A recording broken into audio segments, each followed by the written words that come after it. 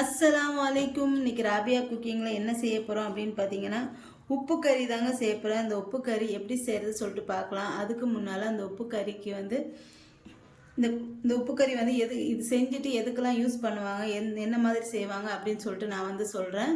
First வந்து நான் வந்து 1 கிலோ ஆட்டுக்கறி வந்து எடுத்திருக்கேன். இது வந்து ஆட்டுக்கறியில் தான் நாங்கள் வந்து செய்வோம். பீஃபில் செய்வாங்களா என்னன்னு எனக்கு வந்து தெரியாது. நாங்கள் வந்து எப்போவுமே ஆட்டுக்கறியில் செய்வாங்க. ஆனால் இப்போ உள்ள காலத்தில் வந்து இந்த மாதிரி உப்பு கறி செய்கிறாங்களா அப்படின்ட்டு தெரியலை. ஆனால் நாங்கள் வந்து இப்போவும் நாங்கள் வந்து இந்த உப்பு கறி வந்து செய்கிறோம். இப்போ என்ன பண்ணுறாங்கன்னா, கறியை வந்து எடுத்து ஃப்ரீசரில் போட்டுறாங்க. நாங்கள் அப்படி இல்லை, இந்த மாதிரி வதக்கி வந்து வச்சுருவோம். நான் வந்து 1 கிலோ கறி எடுத்திருக்கேன். இது வந்து 1 கிலோ இருக்கும் இந்த கறி எடுத்திருக்கேன். இப்போ இந்த கறியில் ரெண்டு பொருள் தாங்க சேர்க்கணும். இஞ்சி பூண்டு பேஸ்ட்டு, உப்பு, அவ்வளோதாங்க.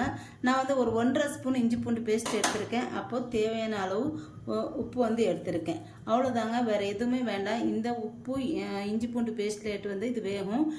எண்ணெய் வந்து ஊற்ற வேண்டாம், ஏன்னா இதில் உள்ள கொழுப்பு அப்புறம் இதில் தண்ணி ஊறும். அதுலேயே வந்து கறி வந்து வெந்துடும். இதை வந்து ரொம்ப வேகலாம் வைக்கக்கூடாது. நல்லா ஒரு 10 நிமிஷம் வந்து நல்லா பிரட்டிக்கிட்டே இருக்கணும் இந்த கறியை வந்து. அவ்வளோதாங்க. இந்த கறிக்கு வந்து இது வந்து இப்போ வந்து நம்ம ஒரு குருபானி கொடுக்குற ஒரு ஆடு வந்து அந்த ஆடு வந்து 3 பங்காட்டு சரிசமமாக பிரிப்பாங்க. பிரிச்சுட்டு வந்து ஒன்று வந்து ஏழைங்களுக்கு, ஒன்று வந்து சொந்த பந்தங்களுக்கு, ஒன்று வந்து ஒரு பங்கு வந்து 3 பங்கில் ஒரு பங்கு வந்து வீட்டுக்குன்னு எடுத்துப்பாங்க. வீட்டுக்கு எடுத்துகிட்டு அந்த வீட்டுக்கு சமைச்சிட்டு மிச்சத்தை வந்து அந்த முள் எல்லாம் எடுத்து வச்சுருப்பாங்க. அந்த முள்ளெல்லாண்டு இந்த மாதிரி வதக்கி வச்சுக்கிடுவாங்க. அப்போ வந்து ஃப்ரிட்ஜு கிடையாது. இந்த மாதிரி வதக்கி எத்தனை நாள் வந்து இது வந்து கெட்டே போகாது. ஒரு நாளைக்கு ஒருக்க சூடு பண்ணால் போதும். இது வந்து கெட்டே போகாது. இதை தான் வச்சு இதில் என்னென்ன செய்வாங்க அப்படின்னு பார்த்தீங்கன்னா, தக்கடி போடுவாங்க, அப்புறம் வந்து எண்ணெய் கறி வைப்பாங்க, மிளகு கறி வைப்பாங்க. இப்படிட்டு கொஞ்சம் கொஞ்சமாக எடுத்து அதில் செஞ்சுக்கிடுவாங்க. அப்போ இந்த ஃப்ரிட்ஜு இல்லாதனால இந்த மாதிரி வதக்கி வச்சுட்டு அப்பப்போ எடுத்து இதை வந்து குழம்பு வச்சுக்கிடுவாங்க. இது கெட்டும் போகாது, வாசனையும் வராது. இது ரொம்ப நாளைக்கு இந்த கறி வந்து இந்த வதக்கின கறி வந்து நாங்கள் வந்து இதை வந்து வதக்கின கறி தான் அப்படின்னு தான் சொல்லுவோம்.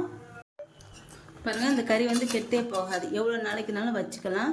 இப்போ அடுத்து வந்து இந்த கறி எப்படின்னா, இந்த கறி வந்து இதுக்கு வந்து குக்கரில் தான் வேக வைக்கணும் அப்படிலாம் இல்லைங்க. இந்த உப்பு அந்த கொழுப்பில் அந்த தண்ணியிலே வந்து கறி வந்து வெந்துடும்.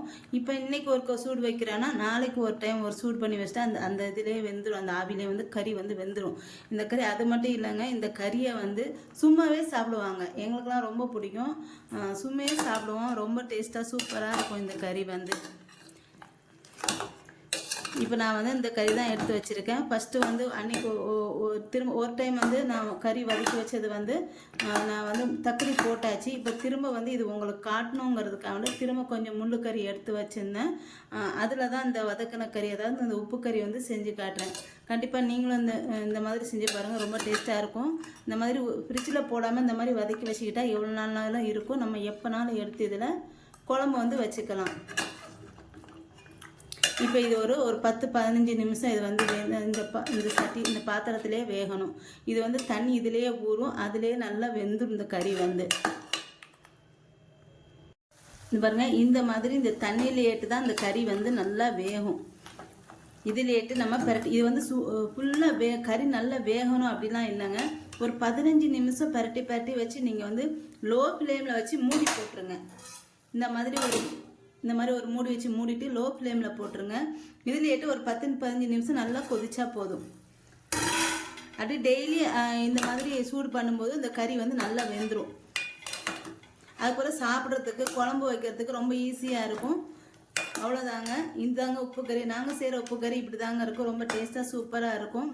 நீங்களும் இந்த மாதிரி ட்ரை பண்ணி பார்த்து எப்படி இருக்குன்னு சொல்லுங்கள். என்னோட இந்த வீடியோ உங்களுக்கு பிடிச்சிருந்தா லைக் அண்ட் கமெண்ட் ஷேர் பண்ணிக்கோங்க.